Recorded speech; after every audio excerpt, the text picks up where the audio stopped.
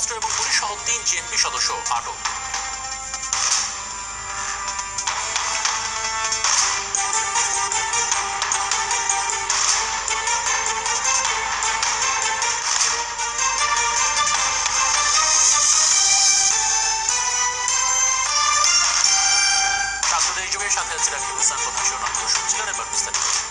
নিরাপত্তার অজুহাত দেখিয়ে দ্বিতীয় দিনের মতো দেশের বিভিন্ন জেলা থেকে ঢাকায় দূরপাল্লার বাস চলাচল বন্ধ রেখেছে পরিবহন মালিক এবং শ্রমিকরা।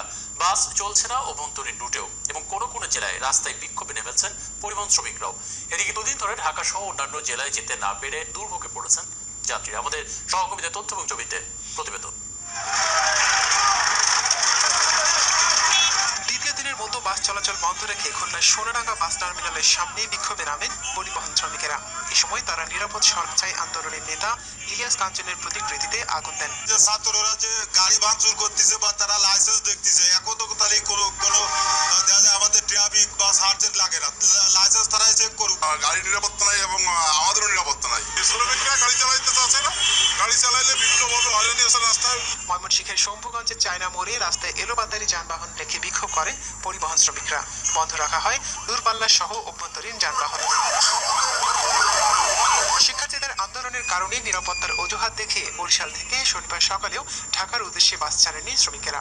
গাড়ির মধ্যে ভীষণ গরম, সব নামে গাড়ি থেকে নামে এদিক এদিক করছে, গাড়ি যাবে কি না যাবে না তাও বলছে। সিলেটেও সকালে টার্মিনাল থেকে দূরপাল্লার কোনো বাস বের হয়নি।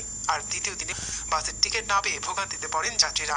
ঢাকা থেকে আমরা সিলেটে আসছিলাম বেড়ানোর জন্য, কিন্তু আমরা ঢাকা তো যাবো, আয়সা তো দেখতেছি এই অবস্থা। অফিসিয়াল দরকার হবিগঞ্জ যেতেছিলাম, কিন্তু বাস স্ট্যান্ডে এসে দেখি কোন ধরনের কোনো বাস চলতেছে না। শিক্ষার্থীদের আন্দোলন এবং বাস চালকদের হয়রানির প্রতিবাদে শনিবার সকালেও চট্টগ্রাম থেকে দূরপাল্লার এবং অভ্যন্তরীণ রুটেও বাস বের করেননি মালিক ও শ্রমিকেরা। চালকরা বলছেন, শিক্ষার্থীরা আন্দোলন বন্ধ না করলে তারাও তাদের দাবিতে অনড় থাকবেন। Rangpur Kamarpara bus stand bus terminal থেকে শনিবার সকালে ঢাকা সহ দূরপাল্লার কোনো বাস চলাচল করেনি। আর আন্তঃজেলার বাসগুলো না চলায় রাস্তাঘাট পুরো ফাঁকা হয়ে যায়। শনিবার সকালে রাজশাহী থেকে দূরপাল্লার কোনো বাস ঢাকার উদ্দেশ্যে ছাড়া হয়নি। বন্ধ থাকে আন্তঃজেলা বাস চলাচলও। মনিরা কাজুরি, একাত্তর। এদিকে 9 দফা দাবির বাস্তবায়নের আশ্বাস প্রধানমন্ত্রীর কাছ থেকে ঘোষণার দাবিতে সারা দেশে বিক্ষোভ করেছে শিক্ষার্থীরা। বিভিন্ন যানবাহনের লাইসেন্স এবং কাগজপত্র তল্লাশি করেছে তারা। সহকর্মীদের তথ্য এবং ছবিতে বিস্তারিত। শনিবার সকালে ঢাকা বরিশাল মহাসড়কের কাশীপুর এলাকায় ইনহা পলিটেকনিক ইনস্টিটিউটের শিক্ষার্থীরা সড়ক অবরোধ করেন। এছাড়া হাতেমারি কলেজের চৌমাথায় জড়ো হয়ে বিক্ষোভ করে বিভিন্ন স্কুলের শিক্ষার্থীরা। এ সময় তারা জানান, দাবি পূরণের আশ্বাস প্রধানমন্ত্রীর মুখ থেকেই আসতে হবে, থাকতে হবে লিখিত আকারেও। আমাদের বলছে নিরাপদ সড়ক শেখ হাসিনা নির্দেশ দিচ্ছে, কিন্তু আমাদের ফলাফল দেয় নাই। ফলাফল দিলে আমরা রাস্তায় উঠে যাবো। আমাদের সবারই যানবাহন রক্ষা করার জন্য আমাদের নিজেদের নিরাপত্তার ক্ষেত্রে সর্বক্ষেত্রে আমাদের নিরাপত্তা হচ্ছে। একই দাবিতে রাজশাহীর 0 পয়েন্ট এলাকায় 2 ঘন্টা অবস্থান বিক্ষোভ করেছে শিক্ষার্থীরা।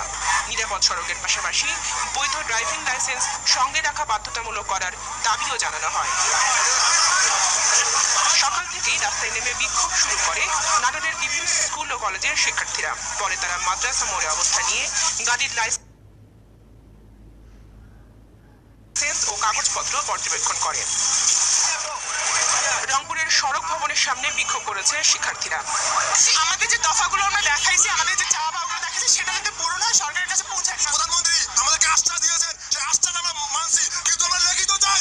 ডিজিটাল বাংলাদেশ তৈরি করতে গেলে নিরাপদ সড়ক তাতে একটা সর্বোচ্চ ভূমিকা পালন করে।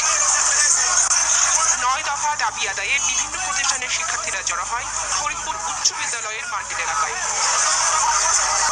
নৌ পরিবহন মন্ত্রীর পদত্যাগ ও নিরাপদ সড়কের দাবিতে জাহাঙ্গীরনগর বিশ্ববিদ্যালয়ে বিক্ষোভ করেছে শিক্ষার্থীরা। বিক্ষোভ হয়েছে মানিকগঞ্জের প্রেস ক্লাব চত্বরে। পরে শিক্ষার্থীদের মিছিলটি খালপাড় এলাকায় পুলিশি বাধার মুখে পড়ে। বনশ্রী হালদার, একাত্তর।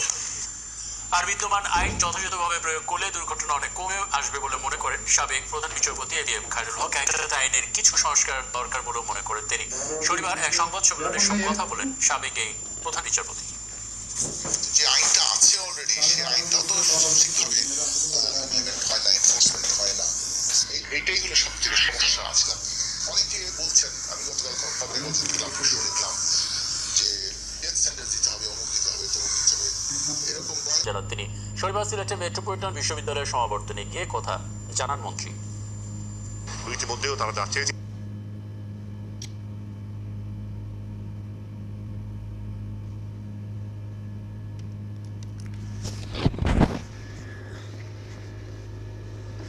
সেগুলো বাস্তবায়িত হচ্ছে, অনেকগুলো হতে একটু সময়ের ব্যাপারও আছে। তো আমরা আশা করবো যে আমাদের টিকা কমে আসবে এবং ভবিষ্যতে আর এই ধরনের কোনো ঘটনা না ঘটে সেজন্য আমাদের সবাইকে সচেতন থাকতে হবে। ভিন্ন প্রসঙ্গ, কুড়িগ্রামে ঢুসমারায় জঙ্গি আস্তানায় অভিযান চালিয়ে যে সামরিক শাখার 2 নেতা সহ 3 জনকে আটক করেছে বগুড়া জেলা পুলিশ। শনিবার সকালে বগুড়া পুলিশ কার্যালয়ের সংবাদ সম্মেলনে তথ্যই জানানো হয়।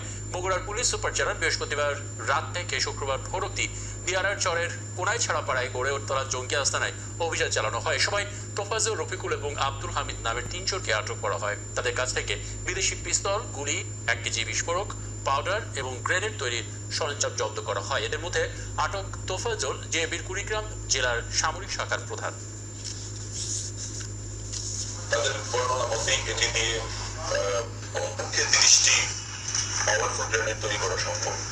তো এই অপারেশনের মাধ্যমে তাদেরও আরো এক ধাপ আমরা এগিয়ে গিয়েছি এবং তাদের বলা যায় যে নৃশংস পরিকল্পনাটা নষ্ট করতে আমরা সক্ষম হয়েছি। দেশ যুগের পর্যায়ে বিরতি নিচ্ছে, ফিরছি।